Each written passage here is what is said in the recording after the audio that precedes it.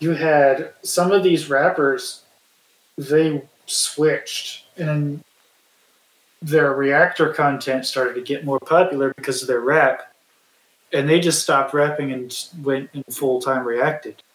Other rappers are still dropping stuff, but they're not like Gone still drops. I keep seeing stuff about Gone still dropping, and I don't know how he still has a fan base. I know. Now, granted, the only two things that have really been successful, which he probably put ads on, was a song with Shaquille O'Neal. So, of course, you got Shaq on it. So, boom.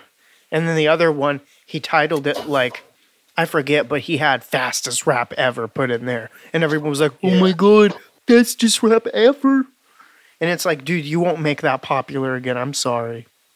No, it was popular, and it was all you did, except his album Terminal really wasn't that bad in my opinion, but it was not mixed very well. Like, in hindsight, I liked it at the time when it came out and everything. But I look back at it now and I'm like, the instrumentals are all right. He got King Crooked. He got Slaughterhouse. I mean, Gone is good at making moves, but he's bad at execution. If that makes sense. Like, he can get King Crooked. He can get the whole of Slaughterhouse that like broke up years ago. Get them together. I think when he got Slaughterhouse together, 2016 or 2017. So for Terminal, he got King Crooked. But the fact that he was able to get King Crooked at all, the fact that he was able to get like Craig Owens. Granted, some of these guys, they're not like they used to be. You know, it's like Crypt. Back when we could never dream of getting a feature from Crypt at his height. But now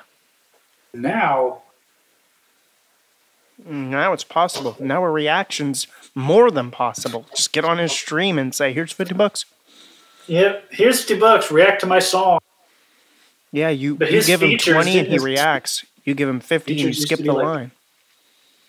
Yeah, and now his verses went down from 100 to 20. Where is Futuristic now, really? I don't know. It's crazy because, I mean, he got a feature with NF before. Well, he was a feature for NF. They had a song together or whatever, but it was before NF really blew up. That's the thing. But you'd think that would still translate. Yeah, but like, dang. Having a career. But Death to Mumble Rap, I feel like the killer for his career. Dude, that song was clowned on so much.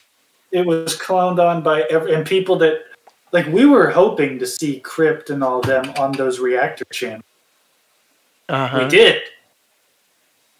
And the impression was, what the fat white guy.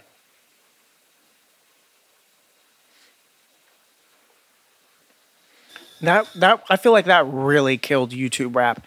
Because before YouTube rap was corny Christmas music and it's every day, bro. And then it really started getting professional and blowing up. But they took it way too seriously. And they put way too much pressure on mumble rap, thinking, we're the gods. We're going to change the whole game with this. And yeah, plus like, the biggest proponents. You had Token. You had Dax. You had Tom McDonald. And let's be real, though. The best YouTube rap albums were high mid to good at best.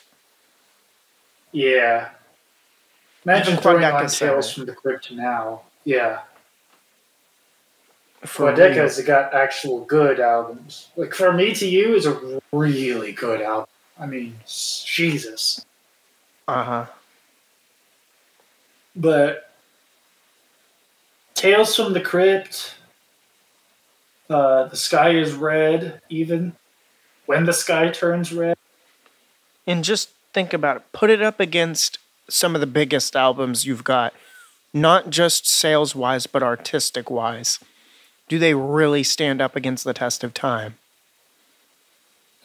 I feel like what's interesting about the scene, because we were following it for the time, and I think the big problem with it was YouTube rap didn't have enough time to develop culture. Yeah. It was And it filled with was a bunch filled of with white bedroom, guys. white guys, a bunch of bedroom producers that just got big off the trend. If we're being honest, I mean, yeah, we had people like Moxes and all of them, and I'm talking about mid YouTube rappers. Mm-hmm. Now, they're all kind of mid. There's only like one or two good ones. For real. But like, if we're talking about spectrum, you go from corny as fuck, fast rapping, all the way to From Me to You, Quadeca, like almost a real album, classic album level type album. You go from that spectrum, and there's a whole lot in between that you just don't hear from. The fuck do you hear? You hear from Moxes? What happened to Dwayne TV? Well, Dwayne TV was a reactor. Wasn't really much of a rapper, but still. He did some rap songs with everybody, though, and he had that song with Crip Screw and Chase. Yeah, he was in music videos and shit. And I even got a like from. I mean, he actually dropped a verse on that one, though. I feel accomplished because he liked something I said once on Twitter. I've got hearts from Dax and Crypt on YouTube, but the Dax one, not that impressive, because if you remember, Dax used to heart everybody's comment, especially during the beef. Yeah. And Dax just is not as big as... Okay. Like, yeah, you hear about a Dax... Sub-wise, he's as big as Tom McDonald, though. I think he's bigger. He's huge. He's just in that same lane as Tom McDonald. Mm-hmm. They're both corny. Not culturally relevant, and corny. Not culturally relevant, corny. Their real best culturally significant days are behind them. Mm-hmm. And they both make music for middle-aged people who just, I don't know. The best way I can describe that is Dax makes like corny Mr. Beast songs now. And Tom McDonald's out here trying to do a, which again, going back to the politics side of things, he's sort of like he's trying to still be on tour, and it just doesn't work. Yeah, still be edgy and still get your attention and shock you. Yeah. And Token. I'm gonna bring up Token real quick. He actually got his own label. He had a Tech 9 feature. He was in the Fast and Furious movie. He was popping for a minute. Like, he wasn't even a YouTube rapper for a minute. Now look at him. He has to do Hawk Tuah freestyles. Like, dude, he's reverted back to the age of YouTube rap, where Dax was doing like the Cash Me Outside freestyles, one take. Yeah, back when it was still transitioning from a... It's every day, bro. Oh, shitty YouTuber decides, hey, holy shit, I can actually rap and music. Yeah, we were still and then transitioning. I can diss all these other people.